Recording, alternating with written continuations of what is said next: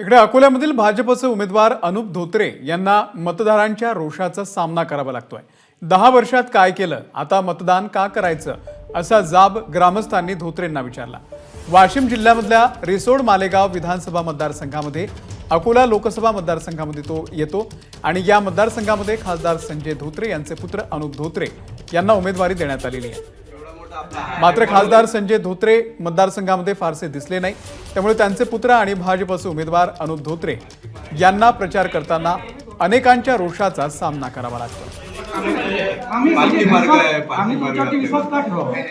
शेतकरी बघा, शेतकऱ्याची कंडिशन बघा काय चालू।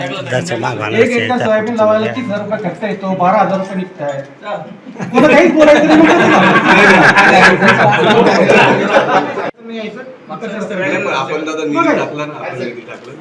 निधी आज टाकलाय, आम्ही 10 वर्षापासून मागणी करतोय। आम्हाला 10 वर्षात या तुमच्या वडिलांना आमचं गाव माहिती नाही कुठे, मालेगाव तालुका माहिती नाही कुठे, कधी आले नाही।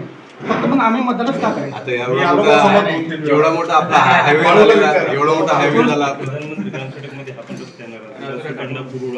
सर, येणार पालखी येणार ती आम्ही भरोसा का पालखी मार्ग आहे, पालखी आम्ही मार्ग विश्वास का एबीपी माझा, उघडा डोळे बघा नीट।